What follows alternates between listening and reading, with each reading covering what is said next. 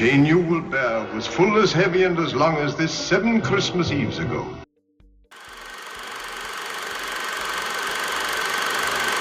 Hello to all the classic people that are returning. I'm glad you're back. I want to welcome any new visitors. As a technical note, references and citations are listed for each show on the site at classicmovierev.com. Today on Classic Movie Rev, we are taking on A Christmas Carol, 1938. Before we get going, I want to remind you to follow the link in the show notes or from the site to visit our store. There are some original film noir teas. Also, there's a lot of useful information on the resources page at classicmovierev.com. This film has a decent 7.5 rating on imdb.com. The movie has 100% on the tomato meter and 74% audience approval at rottentomatoes.com. So, not too bad. I wasn't able to locate a contemporary review on this one. I did see a few articles debating whether this version or the 51 version was better. This movie is based on an 1843 Charles Dickens novella. Originally intended as a vehicle for Lionel Barrymore, he had to withdraw after an injury. 3 members of the Lockhart family, Jean, Kathleen, and June, were cast as members of the Cratchit family. Actors: Right, and I'm a Shakespearean actor. Tim Kilburn played Tiny Tim, where he delivered the famous line. Kilburn was first covered in Goodbye Mr. Chips, 1939, where he delivered the other famous line, Goodbye Mr. Chips. Reginald Owen played the role of Ebenezer Scrooge. He was born in 1887 in England. Owen was educated at Sir Herbert Tree's Academy of Dramatic Arts. He began acting at the age of 18 and moved to the U.S. in the early 20s. By 1924, he was working on Broadway. He left for Hollywood in 1928, and his first film was released the next year. His films include The Letter, 1929, Sherlock Holmes, 1932, A Study in Scarlet, 1933, The House of Rothschild, 1934, Of Human Bondage, 1934, A Tale of Two Cities, 1935, The Great Ziegfeld, 1936, Mrs. Miniver, 1942, Random Harvest, 1942, National Velvet, 1944, Mary Poppins, 1964, and Bedknobs and Broomsticks, 1971. This actor, who died in 1972, was one of the few that played both Watson and Holmes. Gene Lockhart played the hard-working family man Bob Cratchit. Gene was born in Canada in 1891. He was interested in performing from an early age. Gene's father got a job singing with the 48th Highland Regimental Band, and the family moved to England. The young Gene studied at Brompton Oratory School. When his family moved back to Canada, Gene began working as a singer. He got his first job in the U.S. theater at the age of 25. He also started writing songs and producing plays. Gene's big break came in Sun Up 1939. Successful on the radio, on the stage, and as a teacher, Gene also made quite a number of films. His impressive list of movies include By Your Leave, 1934, Algiers, 1938, where he was nominated for a Best Supporting Actor, Blackmail, 1939, Geronimo, 1939, His Girl Friday, 1940, One Foot in Heaven, 1941, Northern Pursuits, 1943, Madame Curie, 1943, Hanged Men Also Die, 1943, Going My Way, 1944, Miracle on 34th Street, 1947, where he was the judge, and Carousel, 1956. He died in 1957. Leo G. Carroll played Marley's ghost. Carroll was born in England in 1886. He began acting as a youth. He was in the British Army during World War I and was badly wounded. He moved to America in 1923 and began working on Broadway. Carroll began working in film in 1934. His film roles include The Bartletts of Wimpole Street, 1934, Captains Courageous, 1937, Wuthering Heights, 1939, Rebecca, 1940, Suspicion, 1941, Spellbound, 1945, The Paradigm Case, 1947, Father of the Bride, 1950, Strangers on a Train, 1951, and North by Northwest, 1959. Naturally, I know him best as the boss, Alexander Waverly, from The Man from U.N.C.L.E. 1964 to 68. He was also in the spin-off The Girl from U.N.C.L.E. 1966. Carol was clearly a favorite of director Alfred Hitchcock. He died in 1972. Story. Let me explain. No, there is too much. Let me sum up. It is Christmas Eve in London a long time ago.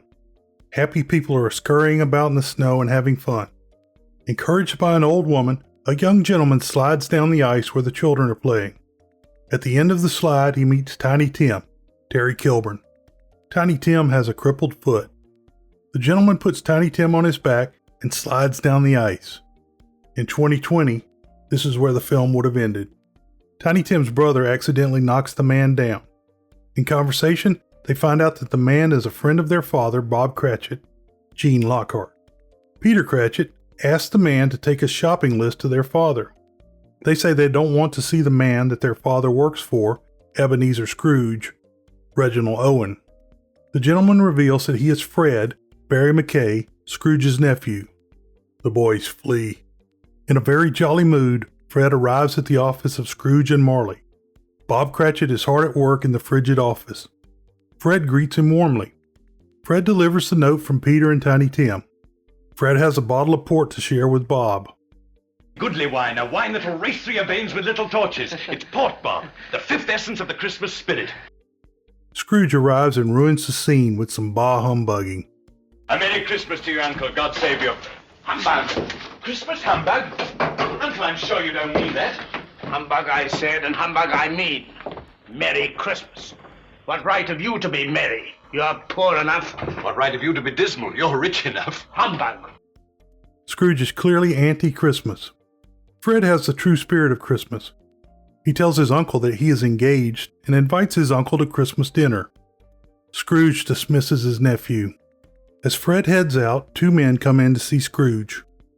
They are told that Marley died 7 years before on Christmas Eve.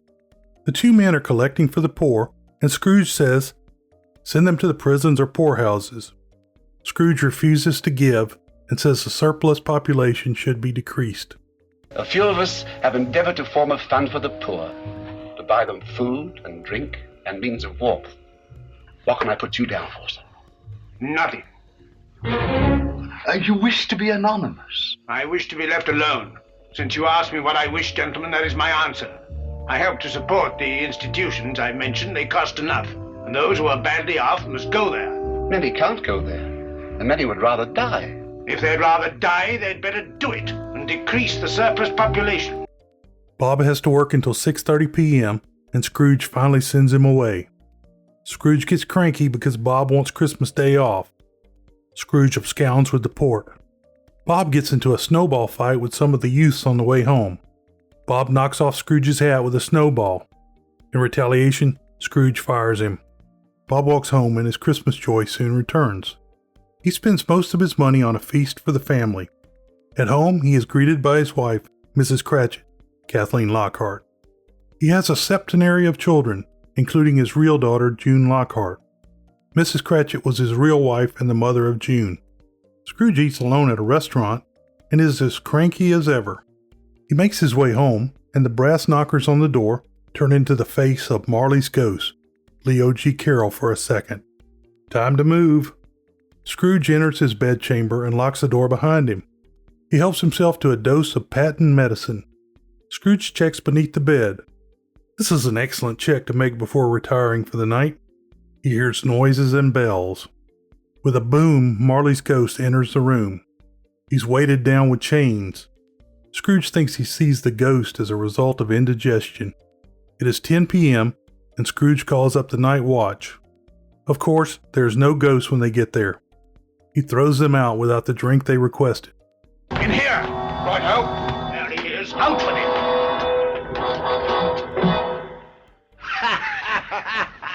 Your intruder seems to have extruded, if I may say so, Governor. He was here when I opened the door. He was a spirit. Someone I know. Of course, a spirit. A great night for spirits, sir. Of one sort or another. Meaning, Governor, we wouldn't mind a bit of spirit ourselves. You may leave! Marley's ghost is back when the men leave. Marley's message is that in death, You will wear the chains you forged in life by your actions. You are bound in heavy chains. I wear the chain I forged in life. Is its pattern strange to you? The chain you will bear was full as heavy and as long as this 7 Christmas Eves ago. Marley says that mankind and charity are the business of man. The ghost says Scrooge will be visited by 3 more ghosts. They will come at 1, 2, and 3. Marley says burying the 3 other spirits is his only chance for salvation. Just before 1 a.m., Scrooge wakes, but he is alone. At the stroke of 1 a.m., the spirit of Christmas past, Anne Rutherford, arrives. She is beautiful and looks like an angel. Her brightness is the light of gratitude. Scrooge has never seen it before. Christmas past takes Scrooge on a flight through time. Scrooge is brought back to his old school. What she shows is but the shadows of the past. Young Scrooge has to stay at school for the holidays because his father thinks Christmas is for children. Young Scrooge is sad and lonely. Finally, young Scrooge's sister Fran comes to fetch him for Christmas. She says their father has changed. Fran will eventually be the mother of Scrooge's nephew, Fred. Next, the spirit and Scrooge travel to Fezziwig's warehouse where the young Scrooge was apprenticed. The shadow of Fezziwig is happy and treats the youths well. Fezziwig invites him to Christmas dinner, gives him a bonus, and 2 days off. The spirit tells Scrooge he should be kind to Bob. What is the matter? Nothing particular. Something, I think. Yes, there is. Old Fezziwig was very kind to me. Yes, he was. But he's dead now. Perhaps you feel you'd like to repay his kindness to you. Well? You have a clerk, Bob Cratchit.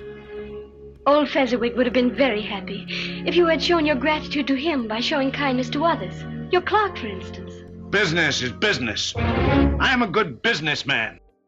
The spirit talks about Scrooge becoming greedy and him being enslaved by gold, but this part is not shown.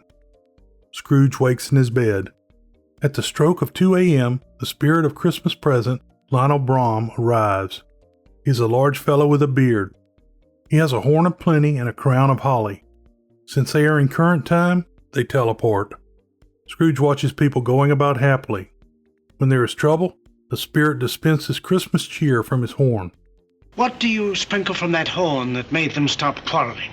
It's a spirit, 5 times distilled. The spirit of Christmas cheer, of love, of all that's good, of all that makes this time of year different from any other time. Scrooge shows his first signs of hope. Next, they go to a church where a Christmas service is being held. Fred is there with his fiancée Bess, and they are both happy. The spirit tricks Scrooge into defending the young couple. Bob and Tiny Tim are there too. Fred, Bess, Tiny Tim, and Bob meet outside the church. Fred and Bess spend some time sliding on ice. The spirit says Tiny Tim will die before the next Christmas. The spirit uses the decrease the surplus population line on Scrooge. Then they go and see the happiness at the Cratchit home, even though they are poor. Bob confides to his oldest daughter that he has lost his job. When the goose arrives, the family looks at it like a pack of wolves. After the bird, Mrs. Cratchit brings in some flaming pudding. Later they have drinks and a story.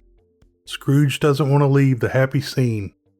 Next, the spirit goes to a party where Fred and Bess are having a great time. Fred defends Scrooge. Laughing that he now loves Christmas, Scrooge falls asleep and dreams of the good times he has lived and seen. At the stroke of 3 a.m., he awakes in a cold, dark cemetery with the spirit of Christmas future, Darcy Corrigan, dressed as Death. This time Scrooge follows the spirit willingly. He is taken to a group of men discussing the death of a very unloved man. No, I don't know much about it either way. I only know he's dead. When did he die? Last night, I believe. What was the matter with him? Who knows? Who cares? What has he done with his money? I haven't heard. Hasn't left it to me, that's all I know. It's likely to be a very cheap funeral. Upon my life, I can't think of anybody to go to it. Suppose we form a party and volunteer. I don't mind going if a lunch is provided. I'll offer to go if anybody else will. Now I come to think of it, I'm not sure I wasn't his best friend. We used to stop and speak whenever we met. Scrooge sees 2 of his business associates. One of the men comments that Old Scratch, meaning the devil, has his own at last. Scrooge is then taken to see his own dead body lying in his bed. He hasn't really accepted that it's him yet. The scene changes to the Cratchit house. They are all sad because Tiny Tim has died, and it is taking a toll on Bob. Bob saw Fred the other day, and Fred was very kind and decent about the boy's death. Scrooge asks for the name of the dead man, and the spirit takes him to the cemetery. Scrooge inquires if he can change the future. Scrooge looks down and sees his grave marker. He vows to bring Christmas into his heart. He wakes in his bed. Scrooge is happy to be alive. He hears the bells ring. Scrooge speaks out the window to a boy and finds out it is Christmas morning. He sends the boy to buy a raw prize goose. Not the little prize turkey, the big one. It's hanging there now. Is it? Well, go and buy it. What's it? I'm in earnest. Yes, I am. Go and buy it. Come back in less than 5 minutes and I'll give you half a crown. Scrooge goes through the street shouting Merry Christmas. He meets the two men that were collecting for the poor and promises them a sizable donation. Scrooge goes to Fred's house. Fred doesn't recognize his smiling uncle. The party guests are there. Scrooge introduces himself to Bess. He then gives them the means to get married. Fred, Bess, and Scrooge arrive at the Cratchit house loaded with gifts. Mr. and Mrs. Cratchit think Scrooge has lost his mind. It's Scrooge! It's Mr. Scrooge! He's crazy, quite mad, off his top, lost his buttons. Don't be stupid, Bob. Look, he gave us this, and more besides. Gave it to us? Yes. Then he has gone mad. Bob, what should we do? Oh, our children, Bob! Save them! Scrooge has made Fred his partner. He then starts bossing Bob around in his own house. He says he will raise Bob's salary and there will be a job for Peter when he's old enough. Scrooge gives a Merry Christmas toast, and Tiny Tim says the famous line, I'm a little rusty at this. I've never done it before, but may I? Yes. Please do. To all of us, everywhere. A Merry Christmas to us all, my dears. God bless us, everyone. God bless us, everyone. Summary. Couple of things. Scrooge took a raw goose to a woman's house on Christmas morning and expected her to cook it. What kind of present is that? You can get killed for stuff like that. Like most people, I've seen a version of the Christmas Carol probably 100 times. Of course, like most people, I've never read it. During this viewing, I had a strange idea that it was an anti-Semitic tale. I did some cursory searching on the internet, and many people make a case for this. Who would have thunk it? World famous short summary, he was visited by 4 ghosts, damn it. I hope you enjoyed today's show. You can find connections to social media and email on the site at classicmovierev.com or in the podcast show notes. Don't forget to follow the link in the show notes or from the site to visit our store. If you enjoyed this show, go ahead and hit the subscribe button. If you've already subscribed, you can tell a friend, colleague, or family member about the show or leave a review at Apple Podcasts. It really helps the show get found. If you want to comment, suggest a movie, or help out, contact me by email at jec@classicmovierev.com. Beware the Moors